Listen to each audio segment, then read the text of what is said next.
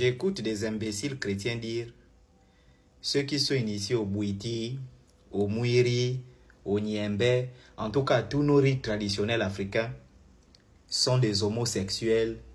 Ils signent des pactes avec des esprits des eaux. C'est-à-dire que peuple africain, comment vous pouvez vous connecter à des pages où des imbéciles peuvent raconter de telles bêtises et sans vous poser des questions, vous croyez à ça?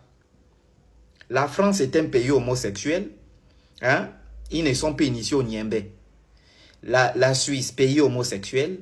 L'Allemagne, pays homosexuel. L'Espagne, pays homosexuel. La plupart des pays de l'Union européenne, les États-Unis, le Brésil, sont des pays homosexuels. Ils ne sont pas initiés au Bouiti, au Niembé ou à quoi que ce soit. Je ne sais pas si vous comprenez. Ensuite, on prend l'exemple du Gabon. La question de l'homosexualité, je vais vous dire quelque chose. L'homosexualité au Gabon a été importée par les Occidentaux. Au Gabon, on n'avait pas des homosexuels, on avait des gens efféminés. Et on avait des femmes masculinisées, mais jamais homosexuelles. Les hommes efféminés se comportaient comme les femmes, sans jamais se faire baiser par X ou Y. Les femmes masculinisées, elles chassaient, elles piégeaient, elles se bagarraient, sans jamais sortir avec d'autres femmes. Et c'est pourquoi si vous voyez, vous parcourez l'histoire du Gabon, pour la première fois que l'homosexualité va commencer à être un débat public, c'est à partir des années 2000. Ensuite, on prend 2011. Après, on va prendre les années 2019-2020 avec la pénalisation, dépénalisation, tout ce qui va avec. Ça, ce sont des bêtises qu'on vient vous raconter. Je vais vous lire la Bible. Ça, c'est la Bible. Hein? Le peuple d'Israël, le peuple choisi de Dieu. Vous allez me dire s'ils sont initiés au Bouiti, au Niembé ou quoi que ce soit. Ce sont des bêtises. Mais vous me racontez quoi? L'église catholique qui a amené l'homosexualité, la franc-maçonnerie et toutes les autres obédiences qui ont amené l'homosexualité dans nos pays africains. Est-ce que nous, les Africains, on connaît l'homosexualité? On ne connaît pas ça. Je vous lis ici le livre des Juges. Juges chapitre 19, à partir du verset... Je vais prendre le verset 20.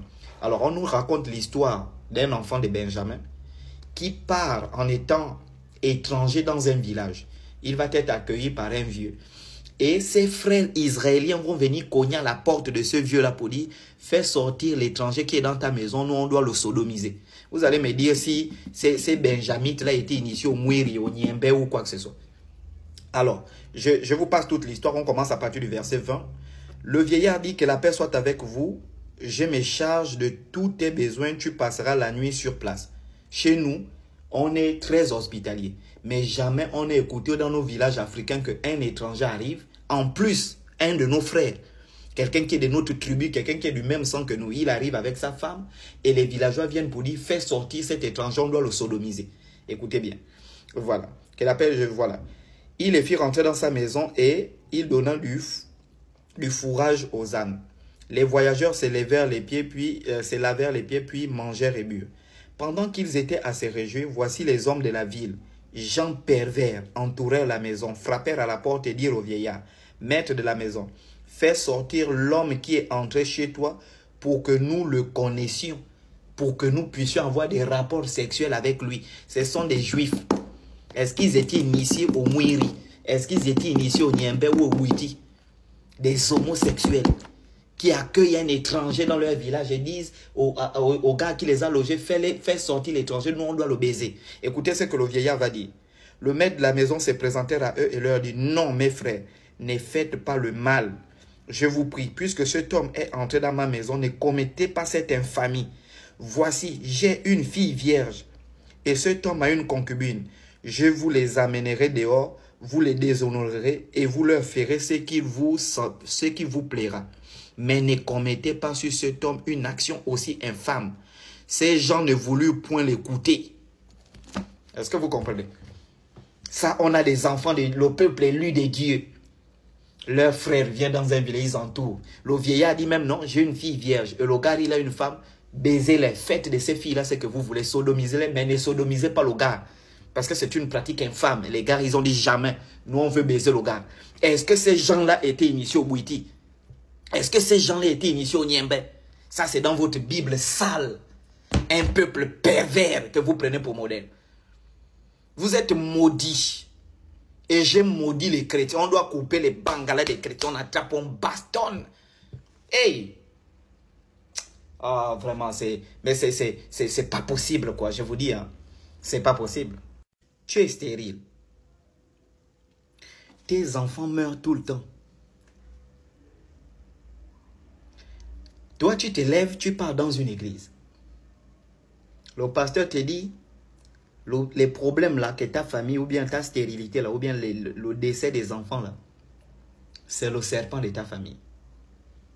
Je t'informe qu'il ne peut jamais enlever ce serpent là. Il faut aller voir un technicien de la tradition qui va comprendre pourquoi ce serpent-là mange les enfants de la famille. Pourquoi ton grand-père ou pourquoi ton aïeux avait pris ce serpent-là? Quel était l'objectif? Maintenant qu'il est mort, il a laissé ce serpent-là errant. Ce serpent ne plus nourri. Qu'est-ce qu'il faut faire pour que ce serpent-là, quand il a faim, il ne mange plus les enfants qui sont dans le ventre de sa descendance? Qu'est-ce qu'il faut faire pour que ce serpent, cette panthère-là, quand elle a faim, elle ne mange plus les enfants de 6 ans, de 9 ans, de 12 ans dans votre famille?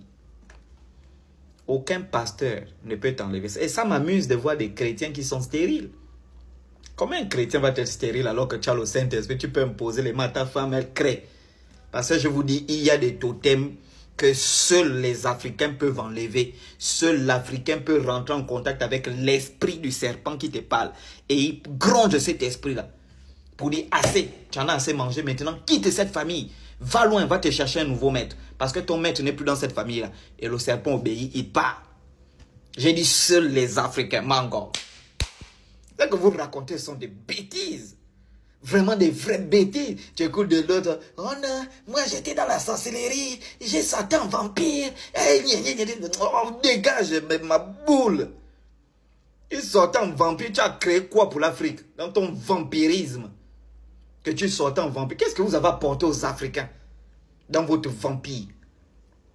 Hein? Qui vous a dit que la sorcellerie est négative? C'est justement le vampire qui n'est pas bon. C'est pourquoi il faut tuer les vampires.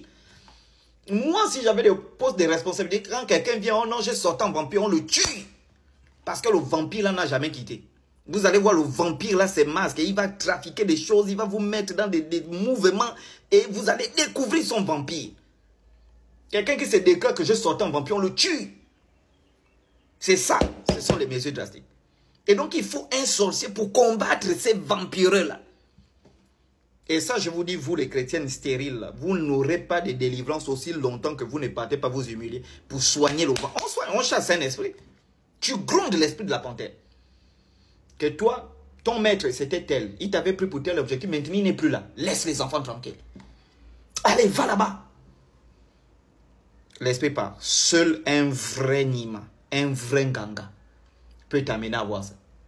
Vous partez dans les bêtises, les trucs, oh non, Jésus, Jésus. Ils ne peuvent jamais enlever ça. Je vous dis, il y a des totems que tu ne peux, c'est-à-dire qu'il n'y a aucun pasteur, aucun prêtre qui peut enlever ça. Il faut chercher quelqu'un qui est de ta tribu, quelqu'un qui est de ton clan, quelqu'un qui a des alliances, qui va enlever ce totem-là. Et on le chasse. Parce que beaucoup là racontent de bêtises, oh non, pour enlever, il faut remplacer. Mais ça sont des bêtises. Ce sont énormément de bêtises. Remplacer quoi? C'est une entité qu'on enlève. La plupart de certains totems là, nos grands-parents africains avaient compris qu'on peut travailler avec l'âme d'un animal. C'est-à-dire que on tue la panthère, on enlève l'âme de la panthère et on vient, on met ça devant notre maison pour nous protéger contre des sorciers.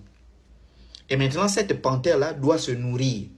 Et celui qui avait pris cet esprit-là, pouvait aller en forêt, il tue la viande et il nourrit cette panthère-là. Maintenant, quand il décède, la panthère a faim, c'est normal qu'elle cherche qui manger. Mais elle peut venir s'attaquer aux enfants. Si c'est un serpent, il peut venir s'attaquer au ventre des femmes. Si c'est je ne sais pas quoi, peut-être il avait pris un truc, je ne sais pas quoi, il peut venir. Maintenant, il faut un technicien qui puisse voir la chose pour dire, ça là, ton aïeux avait pris ça pour vous protéger contre ça, ou bien il avait pris ça pour faire ça. Bon, maintenant, là, qui n'est plus là, voyez ce qu'on doit faire, on doit chasser ça. Et vous devez le faire, vous devez le comprendre. Et c'est ce qu'on appelle, c'est la médecine spirituelle chez les Africains. Vous allez mourir stérile, on va vous chasser des foyers à cause de votre orgueil. Aucun pasteur. Tu penses que c'est un Congolais qui est venu faire le business qui a été... Oh, dégage.